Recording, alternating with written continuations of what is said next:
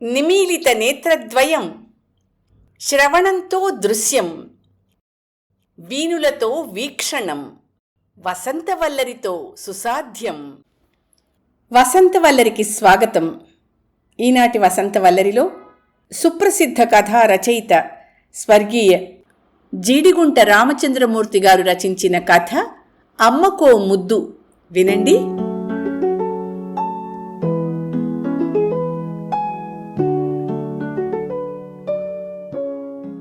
రాత్రి 1 గంట దాటిపోయింది. ఊరంతా దాదాపు మూటుమణిగిపోయింది.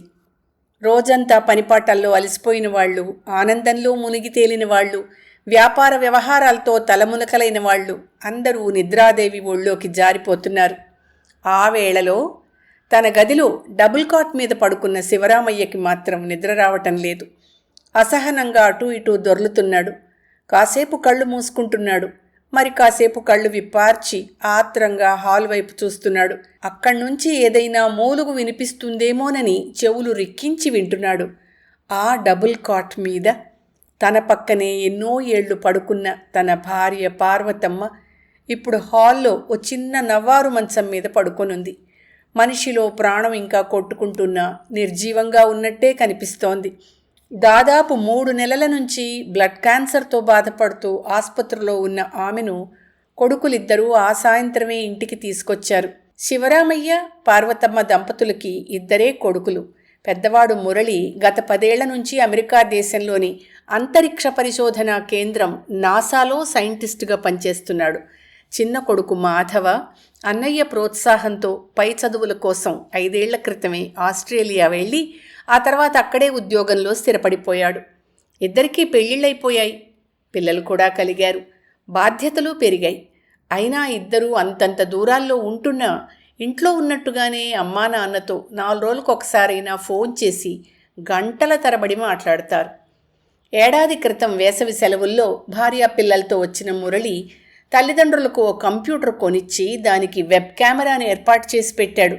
వృద్ధాప్యంలో అడుగుపెట్టిన కారణంగా వాళ్ళకి ఎలాంటి శ్రమ కలగకూడదన్న ఆలోచనతో ఇంటి పనులు చేసి పెట్టడానికి ఓ కుర్రాన్ని కూడా ఏర్పాటు చేశాడు. అయితే సౌకర్యాలు సమృద్ధిగా ఉన్నంత మాత్రాన రోజులు సజావుగా గడిచిపోవు కదా. డబ్బుతో దేన్నైనా సాధించుకోవచ్చు, కానీ వృద్ధాప్యాన్ని జయించడం మాత్రం సాధ్యం కాదు. పార్వతమ్మ విషయంలో అదే జరిగింది. వయోభారంతో పాటు వైద్యానికి లొంగని అనారోగ్యం ఆమెను ఆక్రమించుకుంది. సరిగ్గా 3 నెలల క్రితం ఓ రోజు పొద్దున్న నిద్రలేస్తూనే రక్తం వాంతి చేసుకుంది పార్వతమ్మ. శివరామయ్య కంగారు పడిపోయాడు. పనికుర్రాడి సాయంతో ఆమెను వెంటనే ఆసుపత్రికి తీసుకెళ్లాడు. అన్ని పరీక్షలు చేసిన తర్వాత ఆమెకు బ్లడ్ క్యాన్సర్ అని నిర్ధారణ చేసి చెప్పారు డాక్టర్లు. క్యాన్సర్ ఆసుపత్రిలో చేర్పించి వైద్యం చేయిస్తే ప్రయోజనం ఉంటుందని సలహా ఇచ్చారు. క్షణం ఆలస్యం చేయకుండా శివరామయ్య ఆ సలహాను పాటించాడు. ఆసుపత్రిలో చేరిన తర్వాత తన పక్కనే దిగులుగా కూర్చుండిపోయిన భర్తను చూసి చెప్పింది పార్వతమ్మ. దిగులు పడకండి, వయస్సు మీద పడుతున్న కొద్దీ మనిషికి రోగాలు రొష్టులు తప్పవు. అయినా రోగాన్ని వెంటనే కనిపెట్టి వైద్యం చేస్తున్నారుగా, నాకు నయమైపోతుందిలేండి. మీరు ఇంటికి వెళ్ళండి, ఇక్కడ నాకు సాయంగా కుర్రాడు ఉంటాడు. అబ్బాయిలు ఫోన్ చేస్తే ఇదంతా చెప్పకండి. శివరామయ్య ఆమె మాటలు విని కదిలిపోయాడు. చెప్పకపోతే ఎలా పార్వతి? వాళ్ళొచ్చి నీ పక్కనుంటే నీకు ఇంకా త్వరగా నయమైపోతుంది అన్నాడు. వద్దండి, వాళ్ళకి ఈ విషయం తెలిస్తే కంగారు పడిపోతారు. నాకేం భయం లేదన్నానుగా. వాళ్ళు రావాలంటే ఇప్పటికిప్పుడు సెలవు దొరకడం కష్టం. పైగా లక్షలకి లక్షలు విమానం టిక్కెట్లకి పొయ్యాలి. అంతకీ అవసరమైతే అప్పుడు చెప్పొచ్చు. తన కళ్ళల్లో కదులుతున్న కన్నీటిని భర్తకు కనిపించకుండా దాచుకునే ప్రయత్నం చేస్తూ ముఖాన్ని మరోవైపు తిప్పుకుందామె. శివరామయ్య కళ్ళల్లో కూడా నీళ్లు చిప్పిల్లాయి. అంత మాట అనకు పార్వతి, అలాంటి అవసరం రాకూడదు.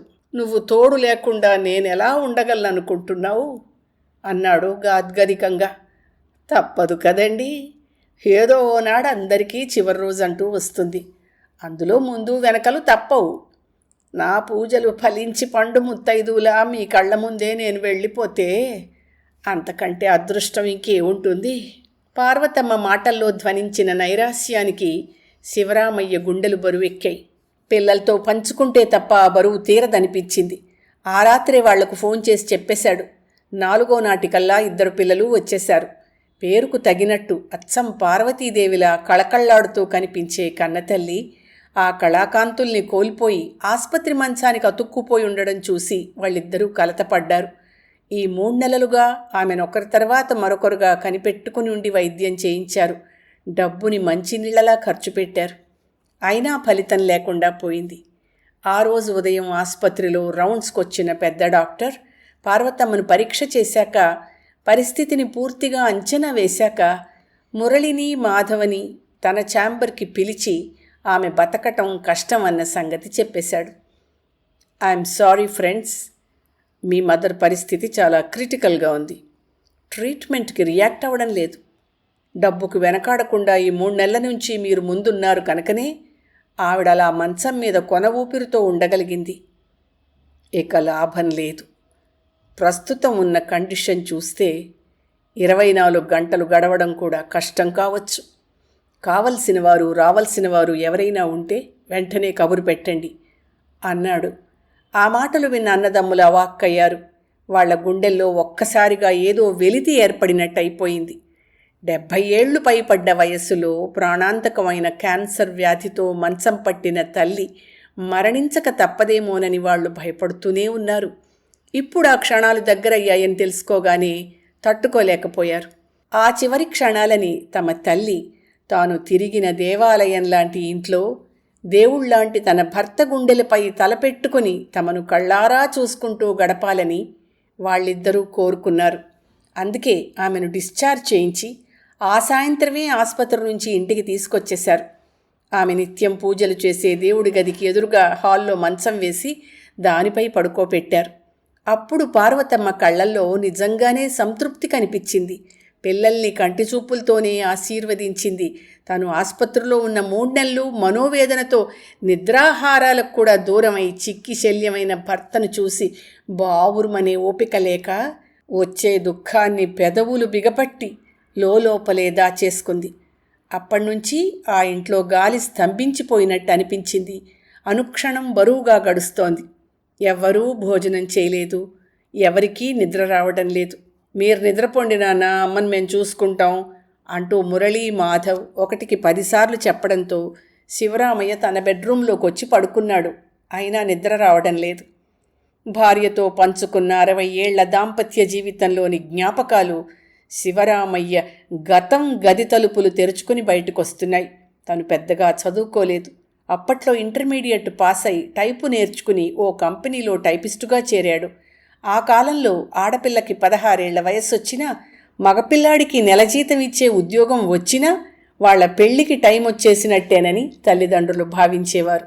ఆ భావనే శివరామయ్య పెళ్లికి సుముహూర్తం పెట్టించింది. కేవలం 22 ఏళ్ల వయస్సులోనే అతని చేత 16 ఏళ్లు కూడా నిండని పార్వతి మెడలో తాళి కట్టించింది. 4 ఏళ్ల వ్యవధిలో 2 పిల్లలకు తండ్రి హోదాను సమకూర్చిపెట్టింది. చాలీ జీతంతో చాలా అవసరాల్ని అణుచుకుంటూ బతుకు బండిని లాక్కొచ్చాడు తను. పార్వతి 10వ క్లాస్ చదివి మానేసినా లైబ్రరీ నుంచి అన్ని రకాల పుస్తకాలు తెప్పించుకుని చదివి లోకజ్ఞానాన్ని సంపాదించుకుంది. ఆ లోకజ్ఞానంతోనే పిల్లల అవసరాలు గ్రహిస్తూ వాళ్లను పెంచి పెద్ద చేసింది. వాళ్ళు పెద్ద చదువులు చదివి విదేశాలకు వెళ్ళగలిగారంటే అందుకు పరోక్షంగా పార్వతే కారణమని తను అనేకసార్లు అనుకున్నాడు. రీసెర్చ్ చేయడానికి మురళి అమెరికా వెళ్లాల్సి వస్తే పార్వతి తన ఒంటి మీదున్న బంగారాన్నంతా అమ్మి డబ్బు తెచ్చిచ్చింది. విమానం టిక్కెట్కి డబ్బు తక్కువైతే పెళ్లిపీటల మీద మామగారు తనకు పెట్టిన వెండి కంచాన్ని కూడా అమ్మేసింది. తర్వాత ఎప్పుడో మురళి ఉద్యోగంలో స్థిరపడ్డాక చేతికి బంగారు గాజులు చేయించుకోమని ఆమె పేర $100 పంపిస్తే ఆ డబ్బుతో మళ్లీ వెండి కంచం కొని తనకు పుట్టినరోజు బహుమతిగా ఇచ్చింది. నీ కొడుకు డాలర్లను కానుకగా నీకు పంపించాడు, వాటితో నాకెందుకు కొన్నావు అంటూ దెప్పి పొడుస్తున్న ధోరణిలో అడిగాడు తను. నా బిడ్డలు ప్రయోజకులు కావడమే నాకు పెద్ద కానుకండి. ఆ రోజు మా నాన్న మీకు బహుమతిగా ఇచ్చిన వెండి కంచాన్ని అమ్మింది నేనే కనుక తిరిగి కొనిచ్చే బాధ్యత కూడా నేనే తీసుకున్నాను. ఆ కంచంలో మీరు భోంచేస్తే నా కడుపు కూడా నిండిపోతుందిలేండి అంది పార్వతి నవ్వుతూ. ఆ నవ్వు, అప్పుడు ఆమె కళ్ళల్లో కనిపించిన సంతృప్తి తనకు అలాగే గుర్తుండిపోయాయి. వాటినన్నింటినీ అలా గుర్తు చేసుకుంటూనే మంచం మీద అటూ ఇటూ అసహనంగా కదులుతున్న శివరామయ్యకు అంతలోనే పక్కనున్న మరో బెడ్రూంలోంచి మాటలు వినిపించాయి. ఆ గదిలో ఉన్న అన్నదమ్ములిద్దరూ మాట్లాడుకుంటున్నారు. Hospital bill ఎంతయింది? మాధవ్ అడిగాడు. చాలానే వేశారు. మనిద్దరం ఫారిన్లో ఉంటున్నట్టు వాళ్ళకు తెలుసుగా, అందుకే మరీ ఎక్కువగా ఛార్జ్ చేశారనిపించింది. హాస్పిటల్ రూమ్కి 68,000 వేశారు. టెస్టులన్నింటికీ కలిపి 30,000 దాకా చూపించారు. ట్రీట్మెంట్ ఖర్చులు సరే చెప్పాడు మురళి. నా క్రెడిట్ కార్డ్ మీద నిన్న 50,000 డ్రా చేశాను, ఇమ్మంటావా? బిల్లు పే చేసేసానుగా, ఇప్పుడు ఇంక అవసరం లేదులే. రేపో మాపో అమ్మని సాగనంపాలిగా, అప్పుడు చాలా ఖర్చు అవుతుంది. ఆ కార్యక్రమం అంతా ఓ పెళ్లిలా జరగాలి. అలాగే అన్నయ్య, మనం తిరిగి వెళ్లేలోగా ఇక్కడ అమ్మ పేరు మీద ఏదైనా ట్రస్ట్ ప్రారంభిస్తే ఎలా ఉంటుంది? చూద్దాం. కొన్ని క్షణాల గదిలో నిశ్శబ్దం ఆవరించింది. ఆ తర్వాత మళ్ళీ మాధవ్ అడిగాడు. అమ్మ లేకుండా ఈ ఇంట్లో నాన్నొక్కరు ఉండగలరంటావా? ఇక్కడెందుకుంటారు? నాతో అమెరికా తీసుకెడతాను అన్నాడు మురళి. పోనీ నేను తీసుకెళ్ళి కొంతకాలం మా ఇంట్లో ఉంచుకోనా? వద్దురా. ఏ తండ్రైనా పెద్ద కొడుకు దగ్గరే తన చివరి జీవితాన్ని గడపాలని కోరుకుంటాడు. అందుకే ముందు నాతో తీసుకెడతాను. ఆయన కాస్త రిలాక్స్ అయ్యాక నేను తీసుకొచ్చి నీ దగ్గర దిగపెడతానులే. కానీ నాన్నగారు అసలు మనతో వస్తానంటారో రానంటారో సందేహిస్తూ అన్నాడు మాధవ్. అది పాయింటే. అమ్మతో గడిపిన క్షణాలు గుర్తు చేసుకుంటూ తన చివరి రోజులు ఈ ఇంట్లోనే గడిపేస్తానంటారేమో. మళ్ళీ కొంచెం సేపు ఆ గదిలో నిశ్శబ్దం చోటు చేసుకుంది. పోనీ ఓ పనిచేస్తే అడిగాడు మాధవ్ ఆ తర్వాత. ఏమిటి? కొంతకాలం నేను ఫ్యామిలీతో ఇక్కడే ఉండిపోతాను. మాతోటి పిల్లలతోటి కాలక్షేపం చేస్తూ అమ్మ తోడు లేని ఆవేదన మర్చిపోతారు. నీ ఆలోచన బాగానే ఉంది. కానీ నువ్వు మాత్రం ఎంతకాలమని ఇక్కడ ఉండగలవు? 4-5 నెలలుంటే ఆయన మామూలు మనిషి అవుతారు. మరి అంతవరకు నీ ఉద్యోగం అంటూ ఇంకా ఏదో అడగబోయాడు మురళి. పర్వాలేదన్నయ్య, ఈ ఉద్యోగం పోతే అక్కడ మరో ప్రాజెక్ట్ ఏదైనా దొరుకుతుందిలే. నాన్న హాయిగా ఆనందంగా ఉండడం మనకి ముఖ్యం. అది నిజమే. ఆయన మనశ్శాంతి కంటే మన ఉద్యోగాలు ముఖ్యం కాదు. నువ్వెలా అనుకుంటే అలా చెయ్యిరా. నేను అమెరికాకి వెళ్ళాక ఇక్కడ మీ అవసరాలకు డబ్బు పంపుతానులే. ఆ తర్వాత చాలాసేపు మళ్ళీ ఆ గదిలోంచి మాటలు వినిపించలేదు. అంతవరకు వాళ్ల సంభాషణ విన్న శివరామయ్య మనస్సును మళ్లీ ఆలోచనలు ముసురుకున్నాయి. ఇప్పుడు ఆ ఆలోచనలన్నీ ఆయన పిల్లల చుట్టూ పరిభ్రమిస్తున్నాయి. ఈ రోజుల్లో విదేశాలకు వెళ్లిన పిల్లలు ఎంతమంది తమ తల్లిదండ్రుల్ని ఇంతగా పట్టించుకుంటున్నారు? ఎవరిదాకానో ఎందుకు? ఆ మధ్య పక్కింటి రమణయ్య గారు హఠాత్తుగా గుండె నొప్పితో మరణిస్తే ఆయన గారు ఒక్కగానొక్క కొడుకు అమెరికా నుంచి 6 వారాల దాకా రాలేకపోయాడు. పాస్పోర్టులో ఏదో స్టాంపింగు లేకపోయిందిట, అందుకని రాలేకపోయాట. ఆ తర్వాత వచ్చిన వాడైనా 10 రోజులు ఉన్నాడా అంటే అది లేదు. 5వ రోజునే తిరుగు ప్రయాణమై వెళ్ళిపోయాడు. కానీ తమ పిల్లలు అలాంటి వాళ్ళు కాదు. వాళ్లకు తమ పట్ల అపారమైన ప్రేమానురాగాలున్నాయి. అందుకే ఏడాదికోసారి ఒకరి తర్వాత ఒకరుగా ఇండియా వచ్చి తమతో కొన్నాళ్లు గడిపి వెడుతున్నారు. ఈ 10 ఏళ్లలో 2 సార్లు తమను వాళ్ల దేశాలకు తీసుకెళ్లి అక్కడి వింతలు విశేషాలు చూపించారు. ఇప్పుడు తమ తల్లి ఎలాగూ బతకదని తెలిసినా ఆమె వైద్యం కోసం లక్షలు ఖర్చు చేశారు. 3 నెలల నుంచి ఇండియాలోనే ఉండిపోయి తల్లికి సకల ఉపచారాలు చేశారు. తనకెంతో ధైర్యం చెప్పారు. అలాంటి పిల్లల్ని తనకు అందించి ఇప్పుడు ఆ మహా ఇల్లాలు తనువు చాలించబోతోంది. ఈ ఆఖరి క్షణంలో ఆమెకు కృతజ్ఞతలు తెలుపుకోవడం తన కర్తవ్యంగా భావించాడు శివరామయ్య. ఆ ఆలోచన రాగానే ఒక్క ఉదుటున మంచం మీద నుంచి లేచాడు. నెమ్మదిగా అడుగులేస్తూ పార్వతమ్మ పడుకున్న గదిలోకి నడిచాడు. మంచం మీద పార్వతమ్మ నిశ్చలంగా పడుకొనుంది. అతి నెమ్మదిగా ఎగసి పడుతున్న ఆమె ఛాతీ వైపు చూసి సజీవంగానే ఉంది అని గ్రహించాడు. కృతజ్ఞత చెప్పుకునే అవకాశం లభించినందుకు తృప్తిగా నిట్టూర్చాడు. నిశ్శబ్దంగా ఆమెను సమీపించిన శివరామయ్య ఆమె పక్కనే కూర్చున్నాడు. ఆమె నుదుటి మీద ఆప్యాయంగా చేయి వేశాడు. ఆ అలికిడికి, ఆ స్పర్శకి నెమ్మదిగా కళ్ళు విప్పి చూసింది పార్వతమ్మ. మాట్లాడేందుకు శక్తి లేక ప్రశ్నార్థకంగా భర్త వైపు చూసింది. నిన్ను ముద్దు పెట్టుకోవాలనుంది పార్వతీ. జీవం లేనట్టుగా నవ్విందామె.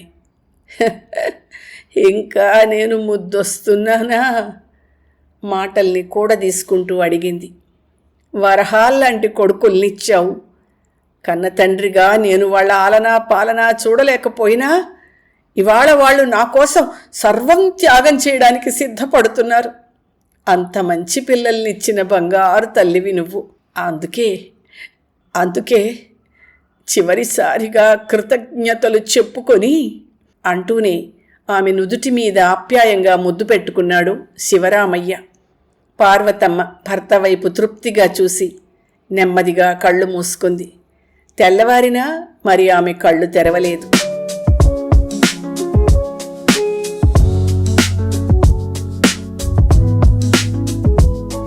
వసంతవల్లరిలో సుప్రసిద్ధ కథా రచయిత స్వర్గీయ జీడిగుంట రామచంద్రమూర్తి గారి రచన అమ్మకు ఓ ముద్దు విన్నారు. ఈ కథ 1999 జనవరి 31 ఈనాడు ఆదివారం అనుబంధంలో ప్రచురితమైంది. వసంతవల్లరిలో ఇవాల్టి కార్యక్రమం మీకు నచ్చిందని ఆశిస్తున్నాను. అందుకే లైక్ చేసి మీ మిత్రులకు బంధువులకు లింక్ను షేర్ చేసి మీ అమూల్యమైన అభిప్రాయాన్ని నాకు కామెంట్ బాక్స్లో తెలియచేయమని, వసంతవల్లరికి సబ్స్క్రైబ్ చేయమని విన్నవించుకుంటూ మీ వసంతలక్ష్మి అయ్యగారికి సెలవు మరి. Thank you. వసంతవల్లరి మిత్రులు, శ్రేయోభిలాషులు, వీక్షకులు, శ్రోతలు అందరికీ ఒక విజ్ఞప్తి. గతంలో లాగానే ఎప్పటికప్పుడు నా కథలను విని స్పందన తెలియచేయమని కోరుతూ, నేను చదివిన కథ మీకు బాగా నచ్చినట్టయితే తప్పకుండా హైప్ ఆప్షన్ నొక్కి నన్ను ప్రోత్సహిస్తారు కదూ.